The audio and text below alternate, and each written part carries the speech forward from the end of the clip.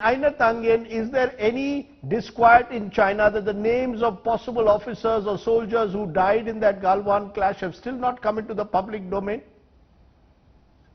There was initially, there was some calls for more disclosure, but right now on social media that does not seem to be the high point. I think most people are believing that this situation has been diffused.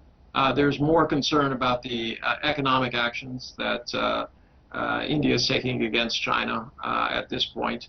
A lot of it, regarding these 59 apps that have been pushed out, and also the state of relations. I think that's more on people's mind than anything else. Sadanand Dhume, give us the view from Washington. We are seeing statements coming in from Mike Pompeo, from others in Washington, firmly backing India. Is a sense in Washington that India is in the right, that China is the aggressor, and that this fits in with the Trump worldview as well. So, Rajdeep, I'm not comfortable with the term information war. Let me just say this, or let me use another phrase for this, battle of perceptions. And I would say that this is operating in this case at two levels.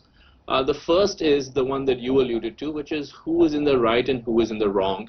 And there I would broadly agree with Ambassador Parthasarathy that because the world sees a pattern in Chinese actions, particularly during the COVID era, whether it's in the East China Sea, whether it's in the South China Sea, whether it's with Vietnam or with other neighbors, I think that there is a general feeling that China has been acting aggressively, both on sea and on land, and that the action in the Himalayas fits into this pattern.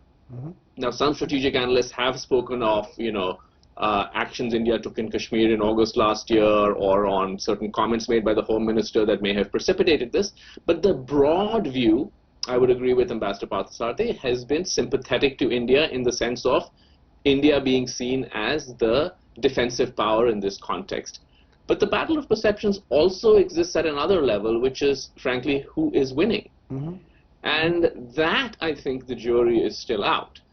Because whether we like it or not, I think this is going to be seen in zero-sum terms.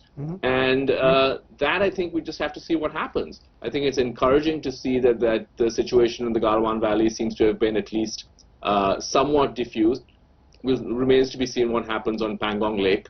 But if at the end of the day, let's just say hypothetically, the Chinese don't really pull back from positions they have occupied, then India could win the battle of perceptions in the sense of being seen as the victim, but it could lose the battle of perceptions in the sense of being seen as a weaker power that could not stand up to Chinese bullying. So I think it's a little bit more complex than just a question of who is the victim and who is the aggressor. Mr. Parthasarathy, take off from what Sadanand Dhume says, the battle of perceptions, especially domestically. The fact is, Narendra Modi remains a very popular leader, and the BJP has always prided itself on a strong national security policy, and yet there are questions that are being raised about whether the government, whether this was an intelligence failure, whether the government's diplomacy towards China over the last few years has failed. To that extent, has the perception war been won or lost by the Modi government? Look, there are two things. The international perception we won hands down. I think Sadanand would agree with me on that. Because China is the aggressor.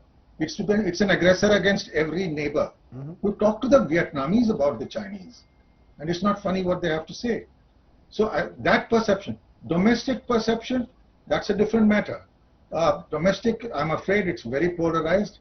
Every war that I've seen in the past, every conflict that I've seen in the past, there has always been a certain camaraderie that you do not carry your opposition beyond a point, and for the ruling party you don't make debating points beyond a point. So I think that's really for us domestically to sort out. I think our media has been fair. I would think the political media management could do better. But the fact of the matter is that we're into a complex situation. I don't think we want a war. But I think one thing is very clear.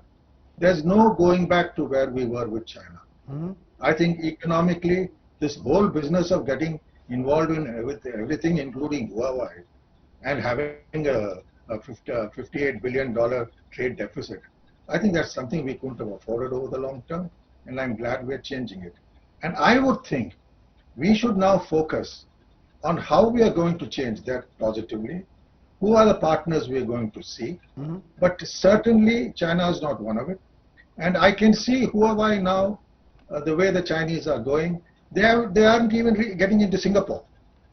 Hello everyone, this is Rahul Kamal here. Hope you enjoyed this video.